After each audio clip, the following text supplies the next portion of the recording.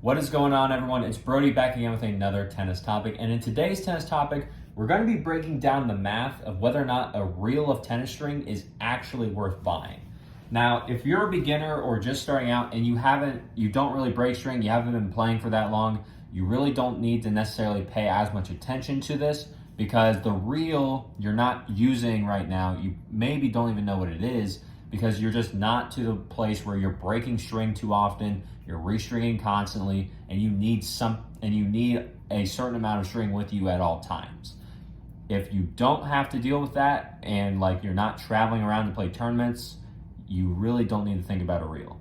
But if you are the person who's playing tournaments, you break string constantly, you know that you're always going to have to get your racket restrung because you break string after say 2 weeks or even a month of playing and you have to get it consistently redone. Stay tuned, and this may show you why you may want to look into a reel or why you may want to stay away from it. So the first thing that we need to know is how much feet is actually in a reel. Now, reels can vary. Some of them are half reels, some of them are full reels. The average reel size, and the one that I'll be using for the demonstration, is going to be 600. That's a bad 6. All right, let me get a different marker. We will use 660 feet. That is going to be the average size of a reel, and then with that, you then have to do a little bit of math. So one string pack can string one full racket. So if you ever go out and you buy a pack of string, that one pack will string the entire racket because there's enough string length to actually be put into the entire racket. May not look like it, but there is. So one pack is 40 feet of string typically. Some will be 39, some will be 41. It just depends on the manufacturer, but average size, you're going about 40. So then we take the 660 feet from the reel, we divide that by 40 feet, which is one pack, and you get about 16.5 rackets that can be done. Now, technically, we can do half sets in a racket, but since we're going to be looking at full rackets, I always say to round down rather than round up, just because sometimes the stringers may use a little bit more of the actual string from your reel when they're stringing it rather than just using the set amount each time, because each stringer is different. They all string it different ways, and depending on the size of your racket, it could require more string, it could require less string. So as a safe estimate, we're just going to get rid of the 16.5 and we're just going to say it'll just do 16 rackets. So now that we have that and we know that we can typically get about 16 rackets out of a regular 660 foot reel, the next thing we have to do is calculate how much we're paying each time we get the racket restrung. Now, for those of you who don't have to pay for the restringing service, great on you. If you've bought your own string machine, I hope the investment was worth it, and it probably was if you're restringing all the time. But for most of us, we don't have a string machine, so we have to pay someone else to get it put in. Now, I'm just using $20 here as an average because it's going to be easy numbers to work with. I could have done 10, but I just prefer 20 because that's what I see most common. And so what we're going to do is we have $20 for the restring service, and we're going to string 16 rackets because that's how much a reel can do. So right off the bat, we have $320 in stringing service just alone. That's not counting the cost of the string. So we're already $320 deep into getting our racket restrung. So now it really comes down to how often you're breaking strings and how consistently you're doing this, because if you're not up to this level, reel probably isn't for you.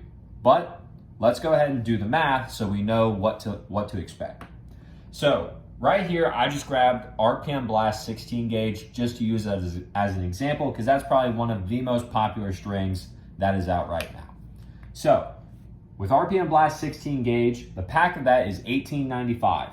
So what we do is we multiply that by 16 restrings, and that number that you get is going to be, wait for it, that equals $303.20. And that's if you bought 16 packs of RPM Blast strings alone by itself, $303.20. So then you add that to the $320. Well, not equals yet, but then you add the $320. So you end up paying about $623.20 to restring 16 rackets, only buying tennis packs or packs of string. So then we come down here to the tennis reel, which up front you can see is a much higher investment. You're paying $255.95 for a reel. But as we just found out, if you pay for 16 packs of string, which is about what a reel will do, you're paying at least an extra $50 to $70 just buying the packs individually. But let's do the math because, of course, I want to know the math since I'm a little bit of a math nerd. So we take the real $255.95 and we divide that by 16 because that's how many rackets we can get done. And so, on average, the cost to get a racket strung, or the cost that it would be for using a reel rather than a string pack, is going to be about, let me make sure I wrote in my notes correct, about $16 per pack. So, if you're looking at this, if that makes sense, you can see that the reels do tend to be a little bit more cost effective when you get to that level. Now let me finish doing the math because $255.95 plus $320, you're looking at about $575.95 for 16 rackets. So, with that being said, I know it's a little bit hard to see because of the lights, but trust me, that says $575.95. That should be the correct math there that I did from $255.95 going into $320, which is fixed from the string service that we're using. And so you can see that the reel compared to buying the actual string packs is going to be about $50 cheaper with RPM Blast. Now you can do this with almost any string combination, and you can use the same equation to work out how much it's going to cost you to restring your racket. So if you have any reel, whether it be 330 feet, 660 feet, 720 feet, as long as you divide it by 40 feet, which is the average string pack, you can usually get how many rackets that it's going to do. When you're doing this, I would always round down just to make sure that you are taking into account that sometimes the string may snap while it's being strung, sometimes the stringer may use more, sometimes the stringer may use less, depending on your racket. But that's something that you can do on your own using this equation. Just take the price of whatever string that you like and that you're using or that you're getting a reel of, multiply it by the number you get when you divide the length of the reel by 40 feet, and then you just do the math. It's just simple multiplication here if you're going and you're trying to see how much it's going to cost per pack.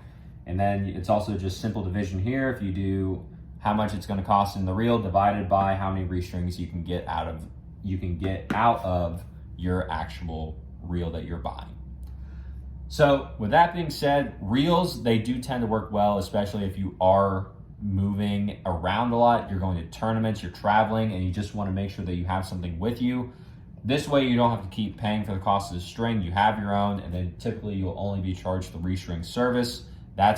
But if you're just stringing on your own because you bought a tennis stringing machine and you're only looking at packs versus reels, if you don't go string a lot, you don't break it that often, you don't change it that often, you can probably get away with just going with the packs.